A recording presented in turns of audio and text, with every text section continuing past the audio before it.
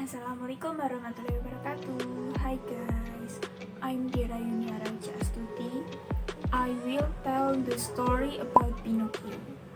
And let's get started. Once upon a time, in Italy, lived an old carpenter named Geppetto. He was lonely, so he planned to craft a boy-shaped puppet and name it Pinocchio. "I wish you were a real boy," he said longingly. One night, a blue fire who heard Geppetto's words granted his wish. She sprinkled some magic powder on the puppet and brought Pinocchio to life. The fire told him, "Now you've become a living puppet, but if you want to lure a real boy, you have to be good and make your father Geppetto proud of you." Geppetto was so happy found his puppet was now alive. He loved Pinocchio with all of his heart. He bought some books and sent Pinocchio to school so that we would grow to be a clever boy. But Pinocchio was disobedient. He used to skip school and play with his friend all day. When Geppetto found out his naughtiness, he was so angry. "Did you miss the school on the time?" he asked. Pinocchio didn't tell the truth. "No, father, I always study in school every day," he lied. Instantly, his wooden nose began to grow long. "Are you telling me a lie?" Geppetto asked with a puzzled frown. "No, father, I'm telling the truth," he replied, and his nose was getting longer. Every time Pinocchio told a lie, his nose was getting longer and longer. Geppetto had to ask his friend the woodpecker to pick Pinocchio's nose to its ideal size. Every time he did a bad thing or naughtiness, Pinocchio used to give his word that we would be a good boy next time. In a little while, Pinocchio forgot all his promise. "School isn't fun at all and it's boring. I don't want to study anymore.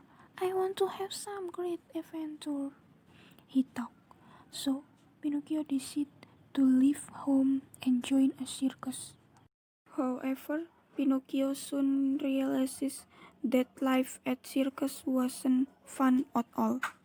The poor Pinocchio must work all day, and since he had stopped going to school, his ears now had become to large donkey ears. Pinocchio regretted leaving home and missed his father terribly. Then, one day, he heard terrible news that Geppetto had been looking for him and now he had been swallowed up by a giant whale. Instantaneously, Pinocchio ran away from the circus and set off to rescue his father. Eventually, Pinocchio could find the giant whale. However, as soon as the whale saw him, it swallowed him up as well. Inside of its belly, Pinocchio saw his father.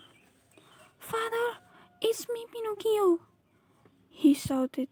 They were so happy to see each other. "I've got an idea to get out of here," sighed Pinocchio.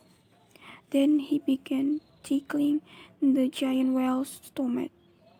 As soon as it opened its mouth and was going to give a big sneeze, Pinocchio and Geppetto made their way to get out of the whale.